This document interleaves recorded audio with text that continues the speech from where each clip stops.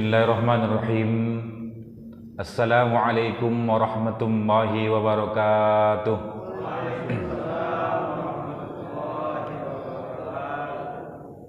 Alhamdulillahilladzi hadana lihadza wa ma kunna linahtadiya laula an hadana Allah. Asyhadu an la ilaha illallah wahdahu la syarikalah wa asyhadu anna Muhammadan 'abduhu wa rasuluhu alladzi la nabiyya ba'dah. Allahumma salli wa sallim wa barik ala sayyidina Muhammad wa ala ali sayyidina Muhammad. Qala Allah ta'ala fil Qur'anil Karim, a'udzu billahi minasy syaithanir rajim. Bismillahirrahmanirrahim. Fi qulubihim maradun fazadahumullahu marada walahum adzabun alimun bima kanu yakdzibun. Shadaqallahul azim. Bapak-bapak, ibu-ibu jamaah Masjid Masyidah yang dimuliakan Allah Subhanahu wa taala. Alhamdulillahirabbil alamin, kita bersyukur kepada Allah pada malam hari ini, di awal malam ini kita semua masih diberikan kesehatan dan kesempatan oleh Allah Subhanahu wa taala. Alhamdulillah masih bisa kita istiqomah di jalan Allah, datang ke masjid ini menunaikan ibadah salat maghrib berjamaah, dan kemudian kita mendengarkan kajian ba'da maghrib. Kemudian kita bersolawat dan salam kepada Rasulullah Muhammad sallallahu alaihi wasallam dengan mengucapkan Allahumma salli wa sallim wa barik ala sayyidina Muhammad wa ala ali sayyidina Muhammad. Assalamu alayka ya Rasulullah. Mudah-mudahan kita semua tidak pernah lupa, insyaallah tidak pernah bosan untuk senantiasa selalu berselawat kepada Rasulullah hingga di akhirat nanti kita merupakan di antara umat Nabi Muhammad sallallahu alaihi wasallam yang mendapatkan pertolongan syafaat. Amin ya rabbal alamin.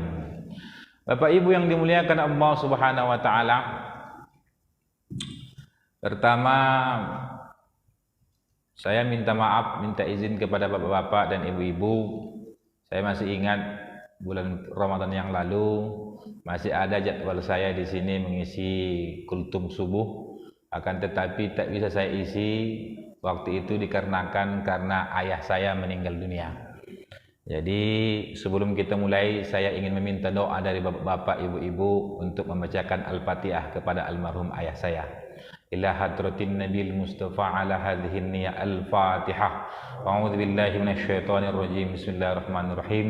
Alhamdulillahirabbil alamin arrahmanir rahim. Maliki yaumiddin. Iyyaka na'budu wa iyyaka nasta'in. Ihdinas siratal mustaqim. Siratal ladzina an'amta 'alaihim ghairil maghdubi 'alaihim waladdallin. Amin. Terima kasih bapak-bapak dan ibu-ibu. Bapak-bapak, ibu-ibu yang dimuliakan Allah Subhanahu wa taala, pada malam hari ini saya akan menyampaikan beberapa hal yang menyebabkan hati kita menjadi rusak. Kenapa menyebabkan hati kita menjadi rusak? Karena sungguh telah mungkin kita sama-sama ketahui bahwa ketika hati seseorang itu rusak, ketika hati itu tidak baik, ketika hati itu ternoda, maka yang dihasilkan oleh hati itu pun akan tidak baik. Kalau yang di dalam ini tidak baik, Pak, yang di dalam ini tidak baik, Bu, maka yang di luar pun akan menghasilkan ketidakbaikan. Hasilnya tidak akan menjadi baik. Itulah sebabnya maka yang harus paling kita perhatikan dalam kehidupan ini tak lain dan tak bukan yaitu hati kita. Jangan sampai hati ini ternoda. Kenapa? Karena hati ini tempatnya iman. Hati ini bisa dikatakan seluas-luas tempat. Tempat yang paling luas. Hati ini merupakan tempat yang paling luas. Tetapi pada saat yang bersamaan, hati ini juga merupakan tempat yang paling sempit. Paling sempit. Itulah sebabnya kalau hatinya itu lagi lapang, lagi luas, maka yang ditimbulkan di raut wajahnya itu adalah senyuman.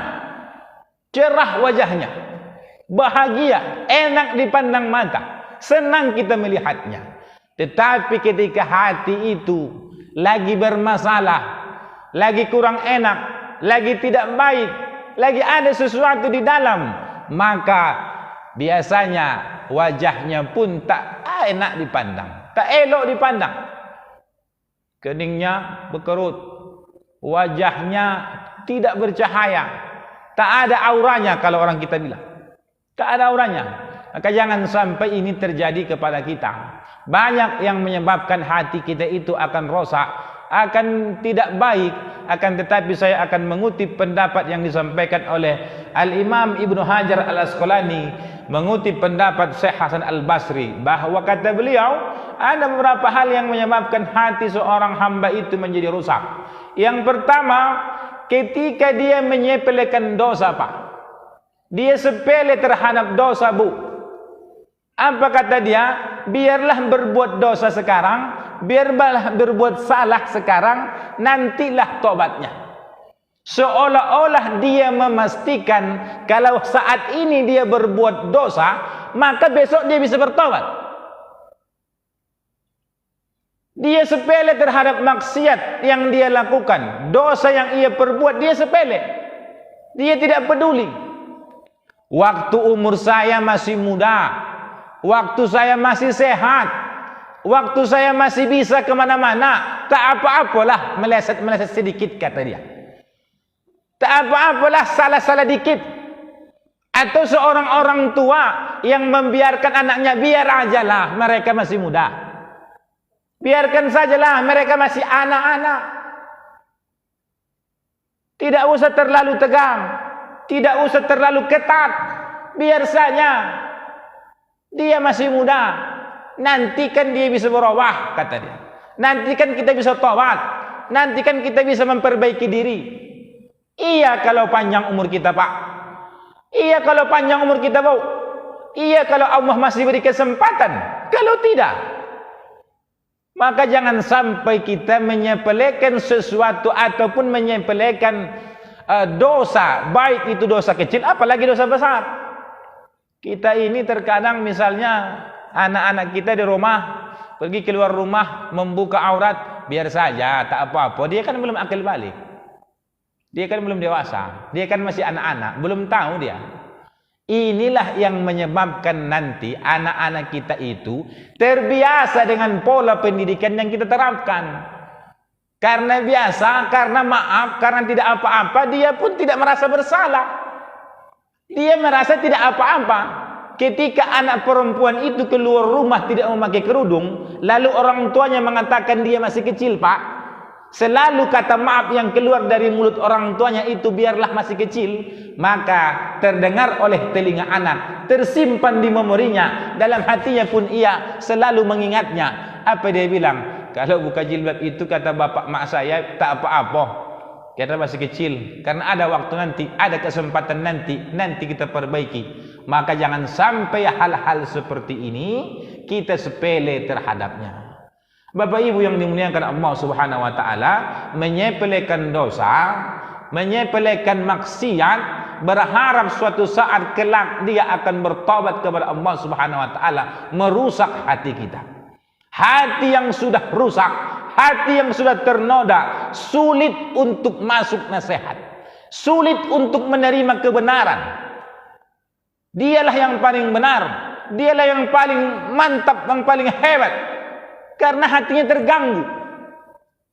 Masih ingat kita kisah Abu Hisham yang ditulis di dalam kitab kitab Imam Al-Ghazali, bahwa ada seorang ahli ibadah, Pak, Bu, ada ahli ibadah. Lalu kemudian dia tidak pernah meninggalkan sholat tahajud. Setiap malam dia sholat tahajud, Pak. Tiap malam sholat tahajud, Bu. Tiap malam. Kalau kita di sini kayak ginilah, tiap hari sholat berjamaah, tak pernah tinggal.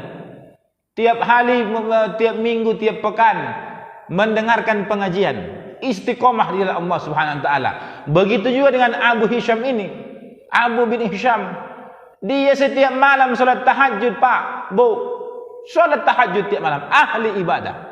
Suatu ketika diceritakan dalam kitab itu bahwa ketika Abu Hisham di tengah malam ingin mengambil air wudu, lalu kemudian muncul sesosok makhluk dari dalam sumur itu, lalu terkejutlah Abu Hisham. Lalu dia berkata, siapa engkau? Kau siapa? Kata dia. Lalu makhluk itu mengatakan, aku malaikat yang diutus oleh Allah Subhanahu wa taala untuk menjumpai pecinta-pecinta Allah Subhanahu wa taala.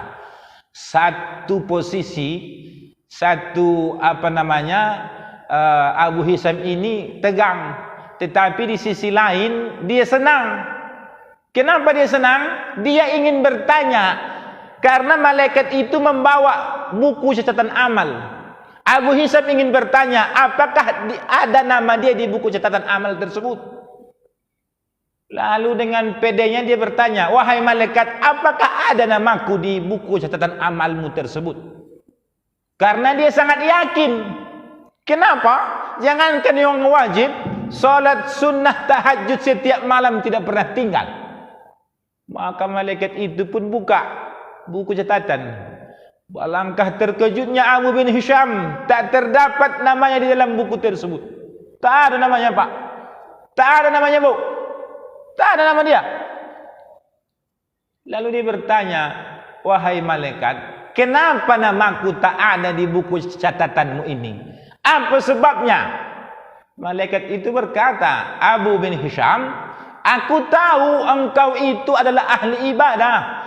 Aku tahu engkau itu salat tahajud tiap malam. Di mana ketika orang tertidur lelap, engkau bangun menghadap Allah. Aku tahu, kata malaikat.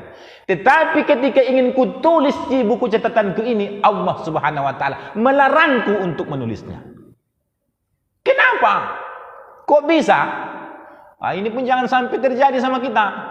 Jangan sampai tiap hari berjamaah ke masjid-masjid ini, ketika mau dicatat malaikat tak jadi dicatat. Apa penyebabnya? Kenapa Abu bin Hisham ini tak diperbolehkan Allah Subhanahu wa taala dicatat di buku catatan malaikat tersebut? Kata malaikat itu, Abu bin Hisham, Allah larang aku mencatat namamu di buku catatan amal ini dikarenakan ketika engkau beribadah di sepertiga malam, di tengah malam kesunyian malam kau beribadah, lalu kemudian besok harinya engkau ceritakan kepada orang lain ibadahmu tersebut. Wah, ini dia. Menceritakan ibadah dia kepada orang lain. Kalau hari ini mungkin tak kita ceritakan ibadah kita ke orang lain, tetapi versinya berbeda sekarang, Pak. Apa versinya? Versinya sekarang kita pakai selfie. Kita pakai selfie hari ini. Lagi dengar ceramah di masjid-masjid itu, pret, ya kan? Lagi di Masjid Agung, pret, gitu kan? Jangan sampai seperti itu. Biarkan saja ibadah itu yang tahu Allah Subhanahu wa taala, tak perlu orang lain. Lalu bagaimana dengan kamera ini, Pak Ustaz? Ini kan siar ini. Saya pun agak kurang pede kalau depan kamera ini sebenarnya. Iya, Pak. Agak kurang pede saya, tapi tak apalah. Di beberapa tempat memang udah seperti ini setiap masjid saya tengok. Hampir di setiap masjid udah ada kamera depan ustaznya kalau ceramah. Jadi Bapak Ibu yang dimuliakan Allah Subhanahu wa taala, ternyata Abu Hisham ini dia setelah beribadah di tengah malam, lalu besok paginya ia sebutkan, ia sampaikan kepada orang lain, dia katakan ria dia, dibilangnya tadi malam aku tahajud, setiap malam aku tahajud. Kita pun tak boleh seperti itu. Alhamdulillah tadi malam bisa tahajud bersama Ustadz Fulan. Tidak perlu. Alhamdulillah tadi malam bisa i'tikaf di masjid-masjid itu bersama Ustadz Fulan. Tidak perlu. Alhamdulillah tadi subuh mendengarkan kajian Ustadz Fulan. Tidak perlu. Apa yang kita harapkan ketika kita tulis itu? Saya yang paling tanda tanya sampai saat ini adalah ketika kita tulis itu di media kita, apa yang kita harapkan? Bu, Pak, ketika kita tulis alhamdulillah aku tahajud tadi malam, apa yang kita harapkan?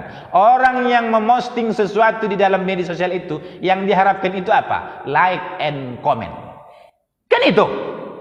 Kalau sudah ada komen apa? Senyum kita, bangga kita, bahagia kita. Tidak juga.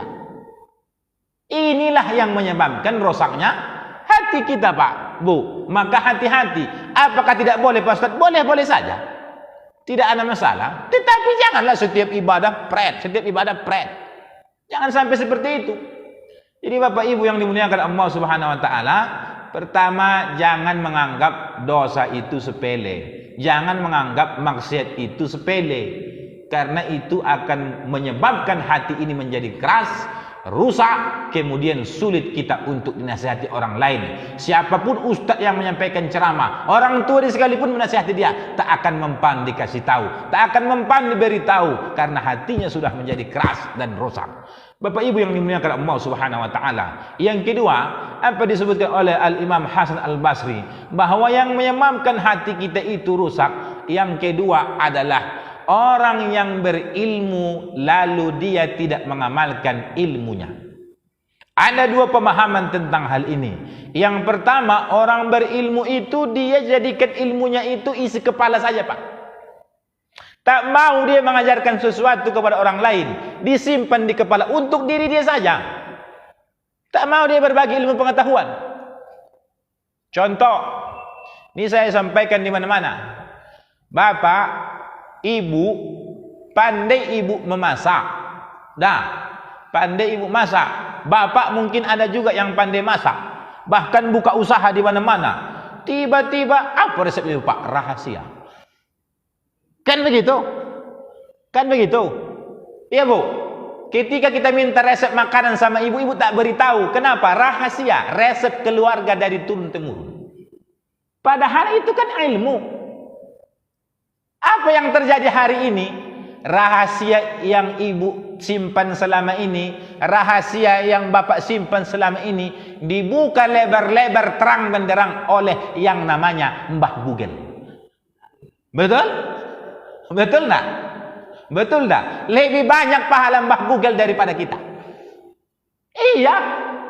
Kenapa begitu Pak Ustadz? Kita masih punya rahasia sampai hari ini. Tak mau mengajarkan ilmu itu. Bukankah sering berapi-api Ustadz itu mengatakan, apabila nanti kalian meninggal dunia, terputus seluruh amal ibadah kalian, kecuali 3 perkara. Salah satu di antara yang 3 itu adalah ilmu yang bermanfaat. Bagaimana ilmu yang bermanfaat itu? Ilmu yang diajarkan. Apakah dia harus ilmu agama? Tidak.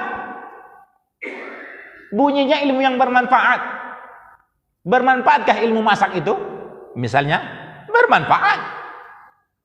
Maka jangan pelit-pelit terhadap ilmu. Maka rosak hati seseorang yang ketika dia memiliki ilmu pengetahuan, ilmu tentang apapun itu, yang jelas ilmu itu bermanfaat bagi maslahat umat, maka itu disebut sebagai orang yang tidak mau mengamalkan ilmu.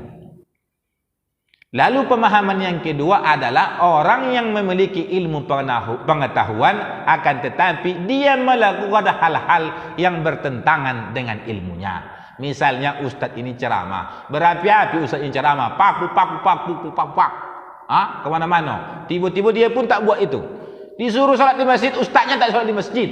Rusak hati ustadz itu.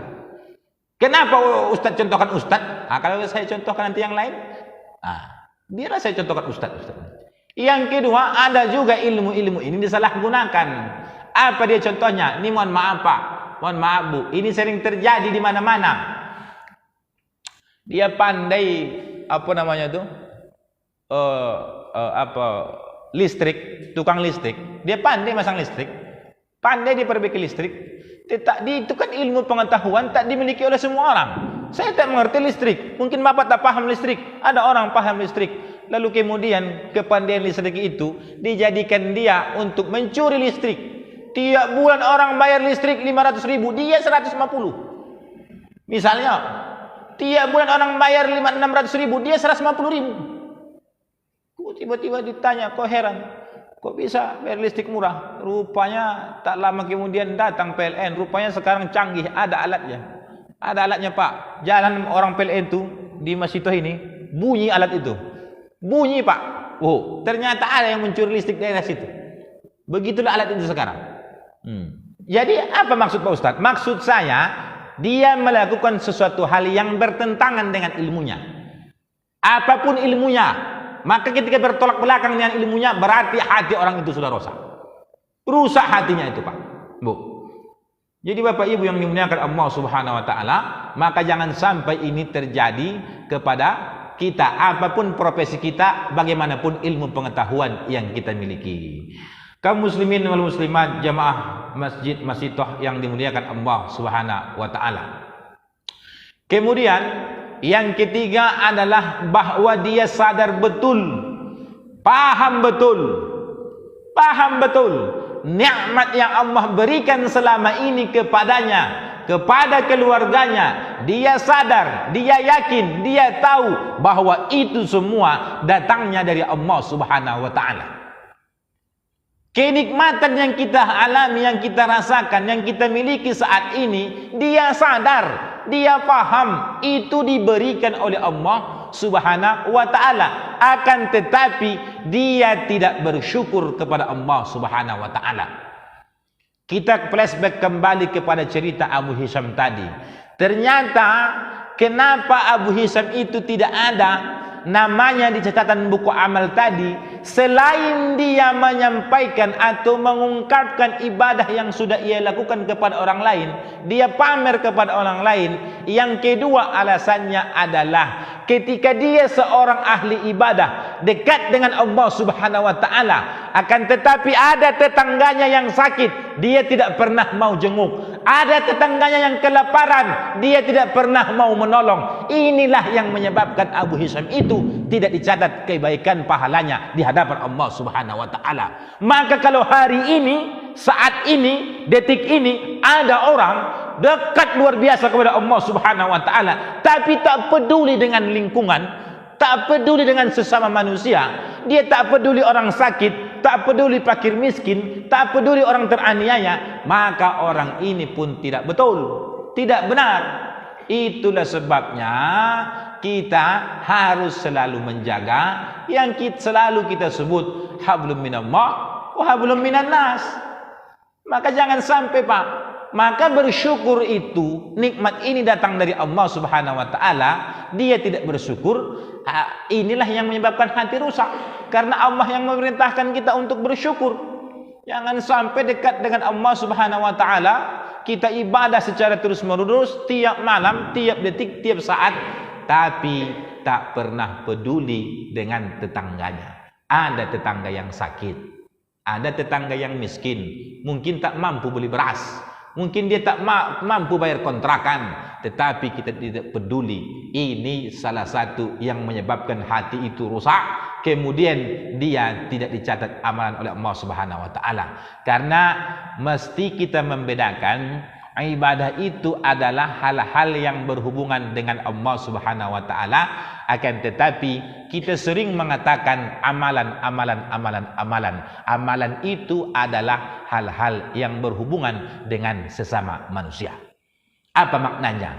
Itulah sebabnya Pak, Bu, tidak bisa kita memastikan seseorang, kendati pun hari ini di depan mata kita dia itu ahli maksiat, lalu kemudian ketika dia meninggal dunia kita merasa dia itu ahli neraka atau ahli maksiat. Belum tentu.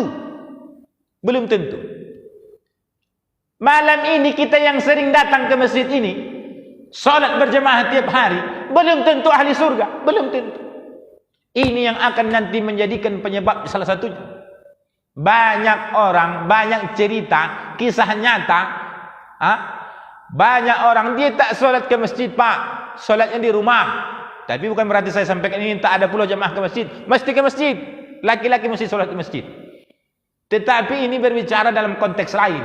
Artinya bahwa terkadang kita melihat orang itu tidak pernah nampak di masjid, kita jauhi, kita marahi. Jangan. Mati dia, kita katakan dia mati dalam keadaan tidak beriman misalnya, atau mungkin kita menganggap dia itu akan masuk neraka. Belum tentu. Karena itu tadi, ketika ahli ibadah, dia luar biasa ibadahnya kepada Allah Subhanahu wa taala, tetapi rusak dikarenakan hati dia yang ria tadi, dikarenakan hati dia yang tidak mau peduli tadi kepada sesama. Tetapi ada orang, mungkin dia tidak beribadah setiap saat di masjid, mungkin dia tidak ahli ibadah seperti ahli ibadah yang lain, tetapi dia memiliki amalan yang senantiasa ia lakukan. Hampir setiap hari dia menolong orang lain, hampir setiap hari dia membantu orang lain. Saya ada kisah di kampung saya, seorang orang biasa, dia sholat, Dia ustaz? Tidak juga. Dia sholat. Iya. Suatu ketika meninggal. Setelah meninggal beberapa hari kemudian datang seseorang ke rumah dia. Lalu sampai di rumah itu, orang itu menangis segugukan luar biasa. Sangat-sangat menangis.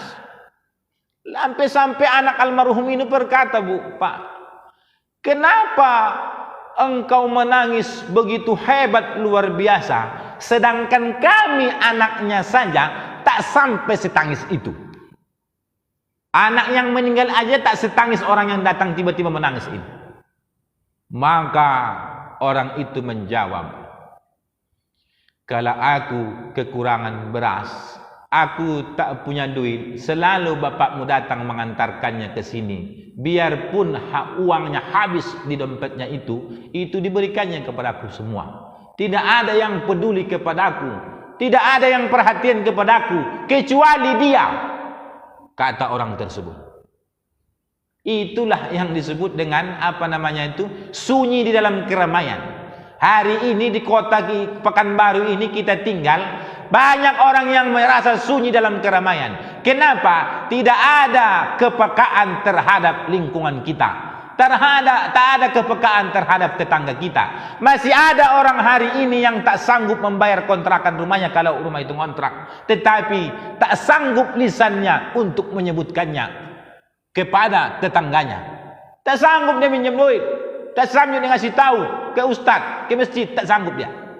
Itu makanya dari dulu di mana-mana saya sampaikan, kalaulah yang susah itu, kalaulah yang kerepotan itu, kalaulah yang minta tolong itu anak yatim, maka datang dia ke sini, dijumpainya, Pak Yayan, saya anak yatim, saya tak mampu bayar sekolah, tolong bantu saya. Pasti dikasih. Kenapa? Ada dana anak yatim di masjid. Ya Pak ya? Ada. Tetapi pernahkah datang ke masjid ini, Bu? Pak, orang miskin datang sini.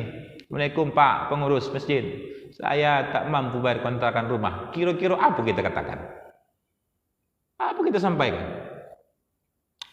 Tunggulah dulu ya, kita musyawarahkanlah dulu. Ya kan? Kita musyawarahkanlah dulu. Entah kita itu patungan dan lain sebagainya. Itulah yang akan kita sampaikan minimal kepada mereka. Tetapi kalau anak yatim, kapanpun dia perlu duit, kapanpun dia butuh, masjid bisa mengeluarkan itu. Selama ini yang agak-agak jauh dari perhatian kita itu adalah fakir miskin. Fakir miskin, itulah sebabnya dari dulu saya sampaikan, fakir miskin itu tersentuh sekali setahun. Kapan itu? Yaitu pas pembagian zakat fitrah, barulah dapat fakir miskin itu, barulah dia dapat. Itu makanya dari dulu saya bilang, itu pun kalau kita datang ke sini bawa beras yang paling bagus. Kalau masih berdalil kepada beras apa yang saya makan, itulah dia. Kita antarlah beli ke rumahnya, kopi-koki, bulog dan lain sebagainya. Karena kita masih berdalil apa yang saya makan itu yang saya bayar. Tetapi dia lupa dia makan di Bare Solok, ya kan? Dia lupa dia makan di restoran. Dia lupa dia makan di rumah makan yang mewah. Padahal itu semua tidak pernah menggunakan beras topi koki ataupun beras belida. Bapak Ibu yang dimuliakan Allah Subhanahu wa taala, maka bersyukur kepada Allah Subhanahu wa taala sebagaimana disebutkan oleh Allah sendiri, la in syakartum la azidannakum wa la in kafartum inna 'adzabi lasyadid. Barang siapa yang bersyukur kepada Allah Subhanahu wa taala, akan kutambah nikmat tersebut, kata Allah.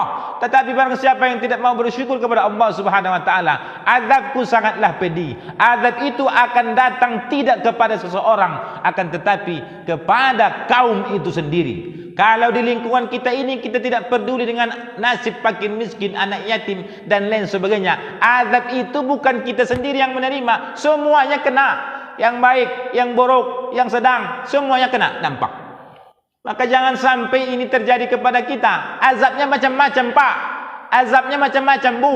Jangan selalu membayangkan azab itu datang banjir bandang lalu disapunya semua perumahan kita ini. Tidak mesti seperti itu. Jangan bayangkan datang gempa bumi hancur semua roboh rumah kita ini. Tidak mesti. Apa azab yang lain Pak Ustaz? Azab yang lain susah kehidupan kita di sini semua. Macet proyek, macet usaha kita. Berantem di dalam rumah tangga kita, tidak elok rumah tangga kita dan lain sebagainya. Jadi Bapak Ibu yang dimuliakan Allah Subhanahu wa taala, maka saya sudah pernah sampaikan, bahwa bersyukur kepada Allah Subhanahu wa taala itu sangatlah luar biasa. Kenapa? Jangan sampai kita merasa takut kekurangan akan sesuatu yang kita berikan kepada orang lain. Makanya di mana-mana saya sampaikan, sebenarnya tantangan terbesar ketika membantu orang lain itu ketika engkau berikan sesuatu atau ketika engkau berikan hartamu itu kepada orang lain, yang mana dia itu bukan abangmu, bukan adekmu, bukan orang tuamu, bukan sanak saudaramu, bukan familymu. Kenapa? Karena terkadang ada motivasi, karena dia abangku, karena dia kakakku, karena dia pamanku, karena dia keponakanku, karena dia adikku. Nah, sekarang pertanyaan kemudian, ini saya tak kenal, dari mana asalnya, sesuku pun tidak, sesuku pun tidak. Kami hanya berjumpa di sini, kebetulan satu perumahan, satu komplek. Apa yang akan terjadi? Kita berikankah atau tidak? Atau samakah kita berikan dengan keluarga kita atau tidak? Inilah sebenarnya tantangan terbesarnya. Masih banyak orang berpikir, kalau kau berikan sama orang keponakanmu karena dia keponakanmu, masih ada motivasi itu, keponakan. Tetapi orang lain ketika datang minta bantuan, minta uluran tangan, apakah ketika saat yang sama hati ini terbuka untuk menolong mereka atau bahkan tertutup untuk tidak menolong mereka? Itu semua kitalah yang dapat menjawabnya. Bapak Ibu yang dimuliakan Allah Subhanahu wa taala, maka jangan sampai hati-hati kita ini semuanya rosak digarakan tidak bersyukur kepada Allah Subhanahu wa taala. Kemudian yang terakhir, bahwa hati itu akan menjadi rosak ketika ada kematian di sekitar kita. Ketika kita mengantarkan jenazah ke kuburan, akan tetapi tidak pernah kita ambil pelajaran dari peristiwa kematian tersebut. Ada orang meninggal di komplek ini, ada orang mati di sekitaran Masjid Masyito ini, kemudian kita datanglah ke situ melayat. Setelah melayat dimandikanlah jenazahnya, dikafani, disolatkan, diantarkan ke kuburan, pulang dari kuburan semacam tiada peristiwa apa-apa, seolah-olah tidak terjadi apa-apa. Kita bersikap biasa saja, tak pernah kita berpikir nanti besok suatu saat hal yang sama akan menimpa diriku, hal yang sama akan kurasakan, dimandikan oleh tangan orang lain, mungkin dikafani oleh tangan orang lain, dikuburkan, disolatkan, maka berakhirlah kehidupan ini. Kita ini, ya makanya di mana-mana saya katakan, jangan hanya kalau orang meninggal itu datang situ baca Yasin, silakan. Datang situ, kemudian ngumpul. Setelah itu tak ada bekasnya. Pulang ke rumah, selesai. Apa pelajaran yang bisa kita ambil? Apa iktibar yang bisa kita ambil dari kematian itu? Itulah sebabnya berbanyaklah datang ke rumah sakit, berbanyaklah tengok orang mengantarkan jenazah ke kuburan, agar kita mengingat yang namanya mati. Bapak Ibu yang dimuliakan Allah Subhanahu wa taala, inilah yang sering terjadi di mana-mana. Ketika ada orang yang meninggal dunia, kita tidak pernah mengambil pelajaran atas kematian tersebut. Berlalu begitu saja. Yasinan malam pertama, yasinan malam kedua, yasinan malam ketiga, selesai perkara, habis sudah, tak terjadi, seolah-olah tak terjadi apa-apa. Selesai. Tak ada yang membekas dalam hati, tak ada yang tinggal dalam hati kita. Pernahkah kita berpikir kematian itu kapan saja tiba-tiba akan datang juga menjemput kita? Kita ini kan sebenarnya dalam kehidupan ini terlalu percaya diri. Terlalu percaya diri, saya bilang. Kenapa terlalu percaya diri, Pak Ustadz? Karena menganggap umur kita masih panjang. Umur kita masih panjang kita anggap hari ini. Kenapa? Karena menganggap kita masih muda. Seolah-olah yang mati itu yang tua saja. Padahal kita kan saksikan bersama, di dalam kandungan bisa meninggal dunia, baru lahir bisa meninggal dunia, baru pandai berjalan bisa meninggal dunia, Baru dia mau menikah bisa meninggal dunia. Sebelum menikah bisa meninggal dunia. Makanya cepat-cepat menikah, Ustaz orang tua. Ya Bu ya. Ada kira-kira calon Ustaz orang tua, Pak. Bisa dijadikan biar cepat menikah. Ya.